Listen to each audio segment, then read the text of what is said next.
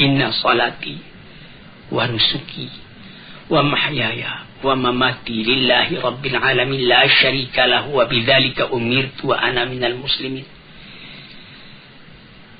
Sembahyangku, ibadat, bahkan hidupku dan matiku semua aku serahkan kepada Allah. Ini kita bertelut, menundukkan kepala, melintuhkan hati, menegakkan taat setia kepada Tuhan. Kalau sekiranya dalam kita sembahyang menghadap kepada Tuhan, kita diganggu oleh perasaan yang lain, oleh amwalun iqtaraftumuha tijaratun takhshawna kasada wa masakinu tardawna. Kita diganggu oleh rumah tangga, oleh kekayaan, oleh kebun, oleh gedung, oleh anak, oleh istri, oleh keluarga. Mubayanatil mukhalafah. Bukan itu yang aku tuju, ya Tuhanku. Engkau yang aku tuju. Yang lain-lain itu alam semua. Hari ini dengan aku, besok meninggalkan aku, atau aku meninggalkan dia. Maka bertambah teguhlah kecintaan tadi. Sebab itu maka dikatakan oleh ulama-ulama yang telah mendalam dzauqnya, ibadat yang dikerjakan dengan taat setia itu menambah cinta kita kepada Allah Subhanahu wa taala.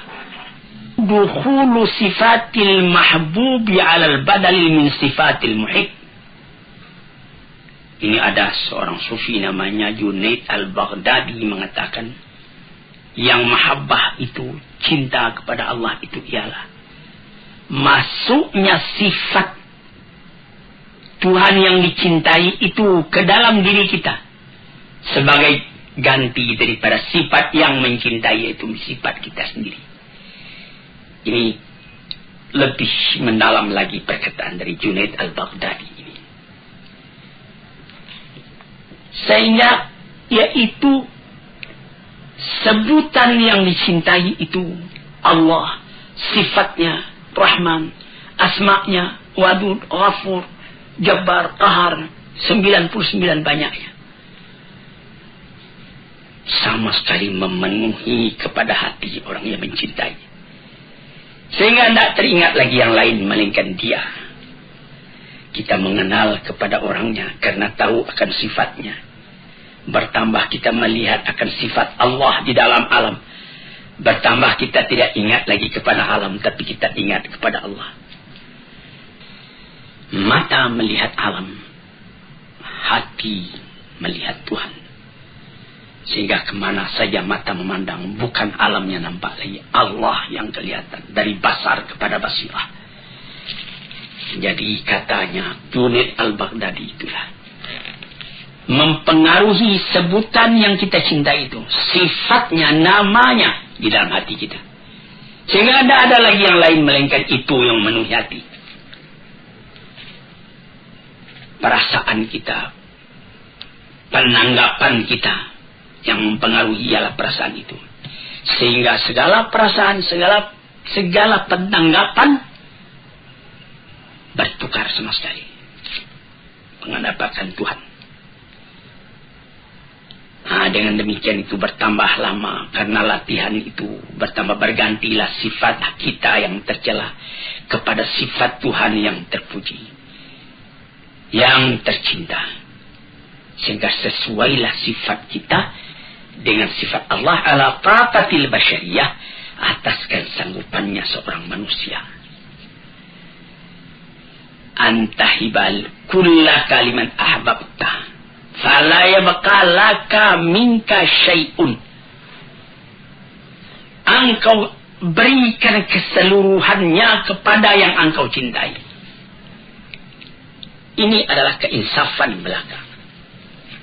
Karena kalau kita fikirkan, tidak ada yang kita punya di dalam alam ini sama sekali kepunyaan Tuhan. Dengan takdir dan dengan izin Allah Subhanahu wa taala, saya bikinlah gubuk-gubuk saya di Kebayoran Baru. Dari Patah nomor 3 Patah 3 nomor 1. Beberapa tahun yang lalu, kira-kira 20 tahun yang lalu, ada kawan bertanya, ini rumah Buya ini, rumah Tuan ini, rumah Bapak ini. Saya bilang, bukan. Ini rumah Tuhan dipinjamkannya kepada saya selama saya masih hidup. Atau barangkali juga masih saya hidup sudah tidak saya yang punya lagi. Mengangguk kawan tadi. Lalu saya tuliskan, hadza min fadli Rabbi. Ini rumah adalah kurnia Tuhanku. Liyabluwani ashkuru am ashkur. Untuk menguji aku, syukurkah aku kepada Allah, am akfur, atau aku melupakan jasa Allah kepadaku. Jadi kufur namanya. Rumah tangga, sawah berjenjang, bandar buatan, mobil dan lain-lain sebagainya, itu pinjaman semua. Jangankan itu, nyawa kita sendiri pun pada hakikatnya bukan kita yang punya. Kenapa begitu? Yang kita punya kan kita menguasainya. Apakah Tuhan berkuasa atas nyawa Tuhan? Apabila maut datang, la yasta'khiruna sa'atan wa la yastaqdimun. Perintah Allah datang, Tuhan dipanggil ke hadratnya.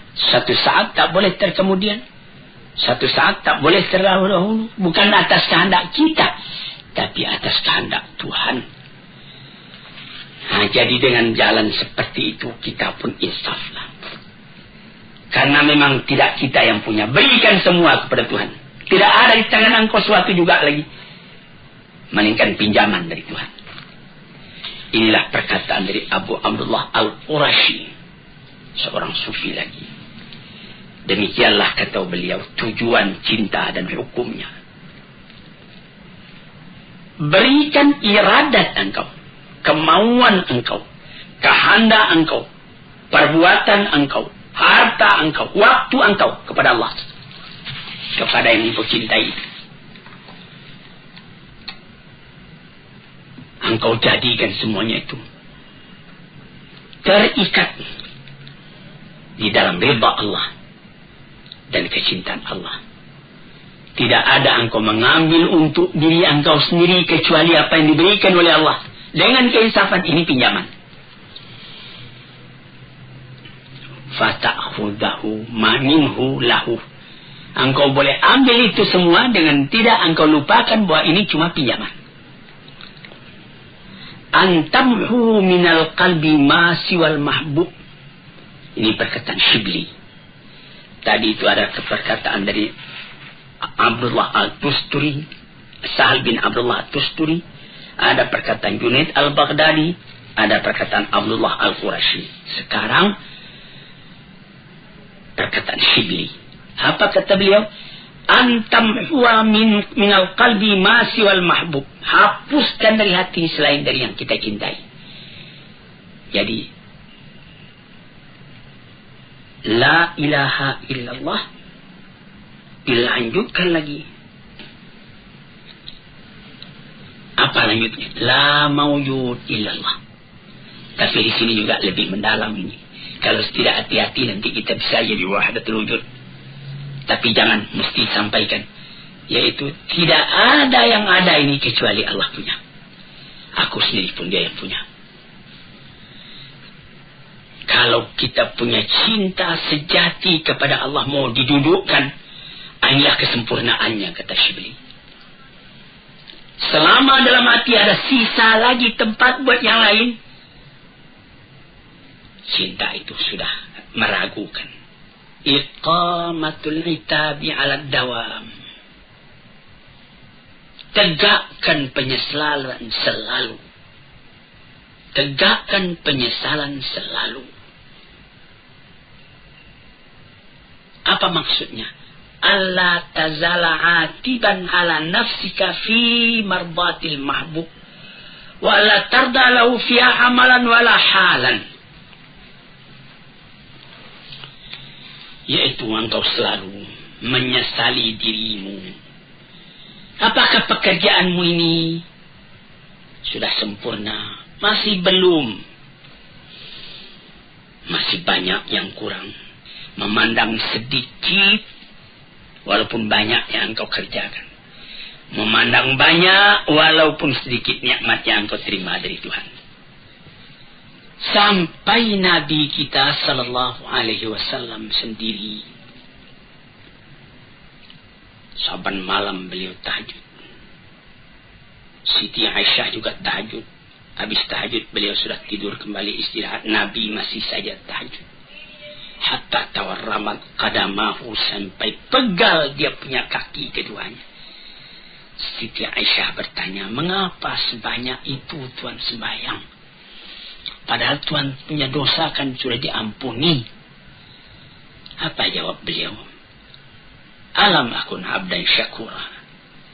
Apakah tidak pantas kalau aku bersyukur kepada Tuhan, katanya. Dan pun Nabi mengatakan, orang yang beriman itu memandang dosanya sebagaimana dia duduk di bawah bukit, takut jatuh bukit itu kepada dirinya. Tidak ada dosa yang kecil, semua dosa dianggapnya besar.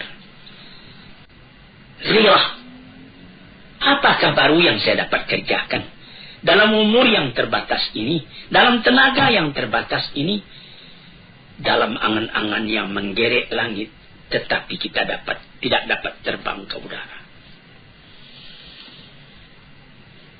Jadi terpandang besarnya Tuhan, terpandang kecilnya diri, dan diri yang kecil itu tidak dapat melepaskan diri dari rahmat dan nikmat Tuhan. Apakah usahaku membalas kesalahan yang begini saja kepada diri? Ini salah satu kemajuan dalam rohani manusia.